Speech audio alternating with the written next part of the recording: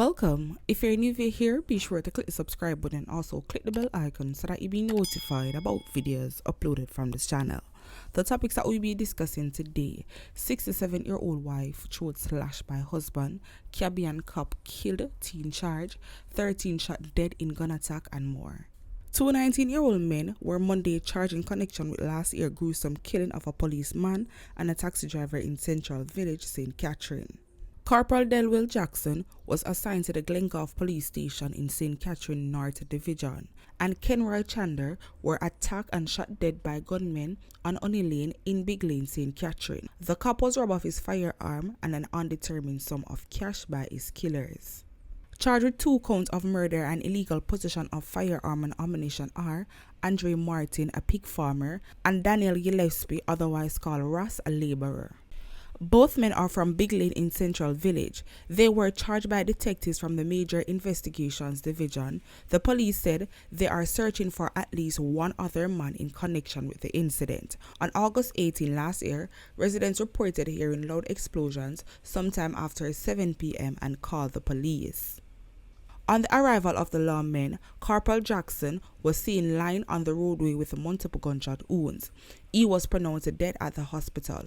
A grey Nissan Thr0 car with the engine running was found at the scene. The ear was carted off, and while the scene was being processed by cops, the body of Kenroy, who was from West Prospect District in Bogwalk, St. Catherine, was found in bushes with gunshot wounds. It's reported that Corporal Jackson was in the area on personal business, alleged to purchase a Mark X motor vehicle when he was shot. One of the suspects in June 18 robbery of a farm store in Santa Cruz, St. Elizabeth is now in police custody.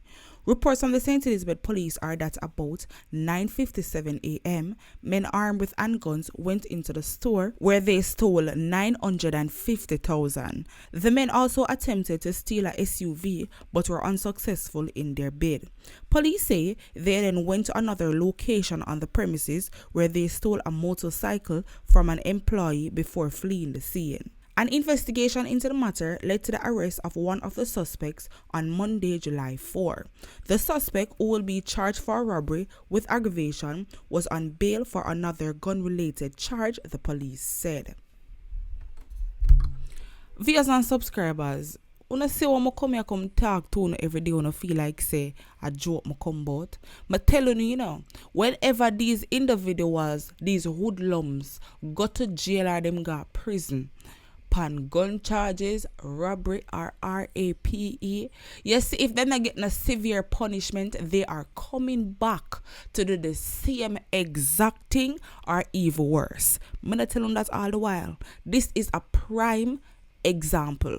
This man is on bail for a gun-related charge, but yet still him find the time for go rob a store of $950,000. In addition to that, them go somewhere else on the same premises and rob a motorcycle. Then tell me now, unless say some severe punishment need for put in place for them kind of criminal activities, yeah. You know, say them realize say them now get a bag of punishment, so it's like them bend their mind to it for just alright, if me get catching them, just I go spend one year or 2 year, and them I go put me on bail anyway, so me go come back before the 2 year. So as me say, them just bend their mind to the situation and do it any ways. Them not care. Them not care about what the system want think or what the people them feel. Them just want to know so them satisfy themselves. And that is why the system is supposed to care how them feel. Them need for put in place some severe punishment. Make them understand say what you're doing, it is at least them know say it wrong, But as I say, them not care. So why is it the system a care what is too much for them? Them not care what is too much for we. Them a come rob the same way. Them a come wall we up with the pipe same way, and them a come take way where the people them work hard for, where the people them been a save for months and years for buy. They are coming to take it from them in less than a minute. Them not care. So do the right thing. We need a punishment for these woodlums. We're tired. It need for end somewhere. July 2nd was an extreme bloody Saturday as 9 people were killed across the island in separate incidents the police have reported. The police corporate communications unit confirmed that 9 people were killed on Saturday and 2 more were killed on Sunday. 2 people were also killed on Friday night according to the Jamaica Constabulary Force statistics. 13 people were killed in a 60-hour period over the weekend. One of the people killed include a 15-year-old Vesroy Sinclair, a student who was shot dead in his community of Thr0 in Manchester on Saturday night during the commission of a robbery of his mother's shop sometime after 9 p.m. Another murder was that of Leonard DJ Lasco Fortella, who was ambushed at his home in Freeman's Hall, Trelawney. Fortella's female companion was also shot and injured during the attack. Reports are that about 10:30 p.m. on Saturday, Fortella and a female companion were ambushed and shot by unknown assailants as they arrived home. They were both taken to the hospital where Fortella was pronounced dead and the female was admitted for treatment. On Sunday, there was a dramatic fall-off in the number of people killed. The police confirmed that 2 people were killed, one of whom is a 21-year-old Thr0 Thomas, who tried to stop 2 men from robbing a woman and was gunned down by an armed assailant. Thomas and a woman who the police say is his girlfriend were among a group of people walking along the roadway in St. Andrew about 3:50 a.m. on Sunday. They had early attended the dancehall artist Alkaline's New Rules Festival at the National Stadium. An alert has been activated for a 16-year-old of Spanish Town, St. Catherine, who has been missing since Saturday, June 2nd. Zona Marie Lewis is of brown complexion, slim built, and about 5 feet 6 inches tall. Reports from the Spanish Town police are that about 11:30 p.m., Zona Marie was last seen at home wearing a pair of black and white shorts, red blouse, and a pair of pink and grey Crocs. She has not been heard from since.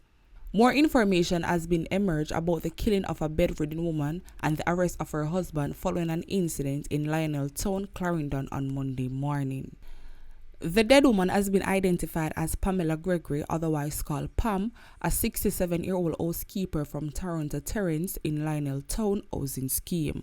Her husband is a mechanic from the same address. The couple's grandson injured resulting from the incident, the police said. No motive has been established for the attack. It is reported that the woman was killed about 7 a.m.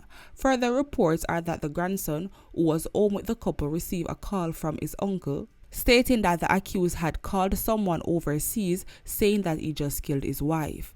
The police said after receiving the call, the grandson went to his grandparents' room and knocked.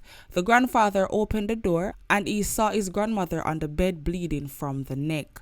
Police said he attempted to go in the room, however, his grandfather locked the door, preventing him from entering. He then went to another door, kicked it open, and entered the room.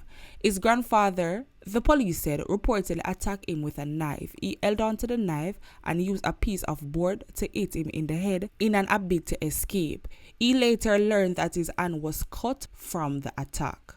Residents and the police arrived, assisted them and took them to the hospital where they were treated and then taken to the police station. Up to early Monday afternoon, police investigators are still at the scene.